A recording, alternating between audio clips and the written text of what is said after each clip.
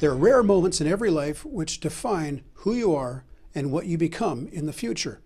I had one of these moments in my life in 1987. I was recruited as the marketing director for a conglomerate of about 200 businesses, which were all located in the downtown core of a city called Prince George, way up in Canada. I was born in Vancouver, as you could probably tell from my accent. Anyway, at one point in time, locating your business downtown meant being where the shoppers were. But during that era, shopping malls were springing up all over the place, and usually where land was cheaper on the outskirts of town. So the consumers who used to shop downtown were now flocking to the shopping malls on the outskirts of town, and my group of businesses were suffering. So they got together and they threw a bunch of money into a pot so they could advertise their way out of this bad situation, and I was the lucky guy they chose to spend their money, and which, as it turned out, was a huge disaster. See, up until that point, my only experience in advertising was selling advertising, and that was during the early 80s when I worked for a newspaper. And I was sincere. I really tried my best to help people, and so I guess I did okay. And a couple of years later, I moved up a little bit into sales management for another publishing company and eventually became their marketing director, where one of my roles was to work with the larger advertisers in advertising design. And I really loved that part of the job. So throughout the mid-'80s, I continued to study advertising. It's where my passion was. And what I really wanted to do was create advertising for television. See, in my mind, this was the most romantic and exciting part of the business, and I saw this as the next logical step in my career. And I was pretty sure I could create some pretty good, nice TV ads if somebody would just give me the chance. And so here I was in 1987 with this big opportunity. I became the marketing director for this group of 200 or so businesses up in Canada who desperately needed my help, or somebody's help at least. And so I took this very seriously. Before I spent any of the money, I did what any other marketing expert would do. I studied the problem. I conducted market research, and that included focus groups and quantitative surveys and even man on the street interviews in an effort to try to get to know the market and the problem. And when I'd completed my analysis, I really thought I knew exactly what had to be done. So I charted the course, wrote it all down, and I developed the advertising campaigns. And then for the next 2 years, I was living my dream. In addition to newspaper and billboards and radio ads, I got to produce television ads. And I loved all of this. The only problem was none of my strategies worked. And pretty much everything I did failed. And of course, this was disheartening for everyone, but for me, it was particularly disillusioning because before I started, I was convinced I would be successful and bring about the rescue for these businesses and become the hero. But whatever it was that was required to make it a success, I discovered that I didn't have it. Part of the problem was that the market had turned against them, and so it was an uphill battle right from the beginning, and I should have recognized that. But another part of the problem was that I had almost no real advertising experience other than as a salesman of advertising, and I was faced with a hard fact that I just wasn't very good at all this. So over that couple of years, at least my elaborate belief system about how to make advertising successful was obliterated. It became very clear that I didn't know the first thing about advertising, and so I quit. I packed my bags and I left town, and in hindsight, that turned out to be a good thing because that's where I met my wife over 25 years ago. And I was still disillusioned over my failure as an advertising expert, and I didn't know what I was going to do with the rest of my life, but I was in love, and that made it all bearable.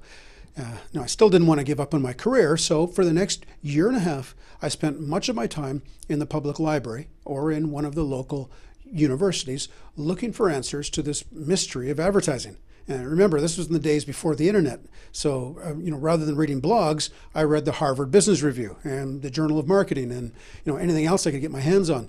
And what I was looking for was recent case studies of businesses that had cracked the code on advertising. Not just theory, but real case studies. And, here and there, I found stories which gave me hope. And then even more than that, some of the stories I was hearing about resonated within me at a very deep level. And I remember one particular moment during the end of this, what seemed to me to be a very long process, when it seemed as though a whole string of lights were turned on in my mind all at once. And I was just filled with this, wonderful sense of certainty and knowing what had to be done. And it was really profound. In the movie business, they have formulas for great scripts, and you'll hear words like, crisis, catalyst, climax. And for me, it was crisis, catalyst, and then clarity, because all of a sudden this wonderful clarity came upon me, and the mystery of advertising vanished, just like fog being blown away by the wind.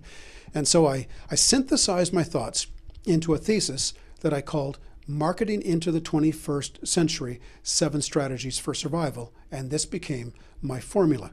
My new wife and I started an advertising agency based on these ideas, and then thankfully my formula caught the attention of some influential people who started referring business to us, and by the mid-90s I was earning $500 per hour as a marketing consultant, and I was working in partnership with an arm of the federal government of Canada to train entrepreneurs, and I frequently found myself lecturing at Simon Fraser University and other Vancouver universities, leading seminars for senior executives, and I often taught on advanced relationship marketing and some of the other principles of my thesis. And of course, I also put my formula to work in my own business, and by 1999, I was able to take one of my companies public. And over the period of that time, from the late 80s to the late 90s, my net worth grew to over $100 million. And to a large extent, this growth was due to the heartache and failure I had experienced earlier on. But of course, even then, it wasn't all roses. I ended up losing much of my fortune when the market crashed in the dot-com bomb of 2001. And that was, of course, another painful crisis that brought a whole new series of lessons. But as one of my mentors pointed out, in the Chinese language, the same word is often used for both crisis and opportunity. And that, for me, that turned out to be true. My devastating failure in the late 80s turned out to be a defining moment in my life. And the success I experienced then and even now is still based on the formula that I discovered out of the ashes. And it turns out the marketing lessons I learned back in the late 80s and the early 90s are fundamental. In other words, they're not subject to changing technologies. Back then, advertising on television was a sign of that you'd reached the pinnacle of success. But today, the internet is the new television. And of course, every website is a channel. So a lot has changed over the last few decades, but the fundamental principles of marketing success are exactly the same. For example, it's a fundamental fact that people would rather do business with people they know. And we find that the more relationships you have and the better you are at managing them, the higher your sales. And once you realize this, as I did, creating and managing relationships becomes a strategic priority. Now, this seems like common sense, and most people would agree, but they don't know how to leverage this principle. And that's one of the nuggets I discovered after that crisis in the late 80s. And back before the crisis, I would have said the more people you can reach with your advertising, the better. Especially if you only had to pay a very small amount of money to reach those large numbers of people. That would be great. So if an opportunity presented itself to reach a lot of people for a relatively small amount of money, I would say, wow, what a great deal, and I would jump on it. But in most cases, I found that these wonderful opportunities didn't bring in the results that I expected or hoped for. And then after you do that a whole bunch of times, eventually you just have to give your head a shake and say, wait a minute, this isn't working, and then go back to the drawing board. And that's what I did. I did it out of crisis and complete breakdown, but I'm thankful that it happened anyway, because today I would say that holding your advertising accountable to return on investment is far more important than how many people your advertising is reaching. And you see, there's an assumption that the more people you reach, the higher your return on investment will be. And that leads us to believe that if you can just get the word out to enough people for small enough money, eventually the business and the revenue will come in, right? And so we focus on the number of people that we're reaching. And this isn't bad. It's just the wrong tip to put on the spear. The correct tip is the need for return on investment, which does not rely on the assumption that the more people we reach, the more successful we'll be.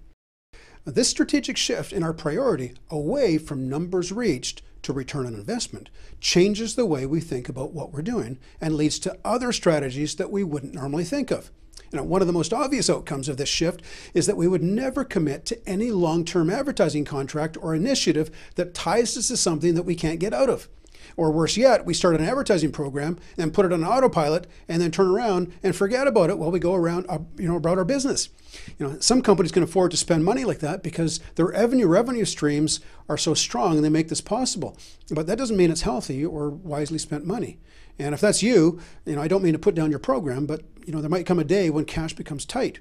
And if there's no direct link between the money you're spending on marketing and the revenue that's coming in the door, one of the first things you're going to do when things hit the fan is to cut that marketing expense. So my question is this: why wait for the crisis? So today I say that every dollar you spend must produce a predictable return on investment.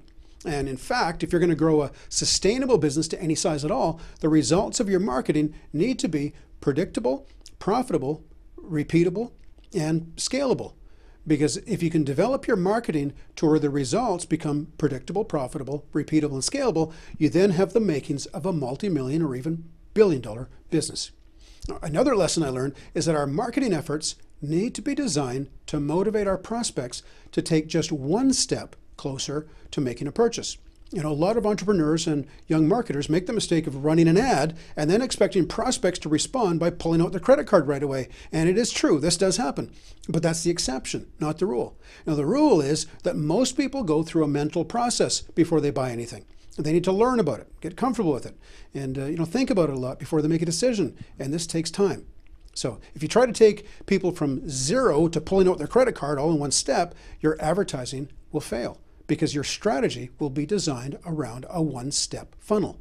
And once you realize that making the sale is not a single step, rather it's several, and once you understand what those steps are, your individual marketing efforts can be recalibrated to simply get your prospect one step closer at each stage of your sales funnel. And that's 1,000 times easier than trying to go for the juggler and make the sale all in one step. You'll always get the low-hanging fruit, no matter what you do. But if you do it wrong, you'll only get the low-hanging fruit, and your business will plateau, like so many do, and you won't know what to do about it in most cases. So by recalibrating your individual marketing efforts to move the prospect just one step closer to the sale, you'll still get the low-hanging fruit and the immediate revenue, but the long-term revenue will be much, much higher and more sustainable. Okay, I think I'll wrap it up here. I didn't intend this to be a seminar. I just wanted to give you some of my background, so if we ever had the pleasure of meeting, you'll know some of my history. Just remember that nothing in marketing is more profound than this one simple fact, that people would rather do business with people they know. So the better you are at creating and managing relationships, the higher your sales will be. Thanks for joining me.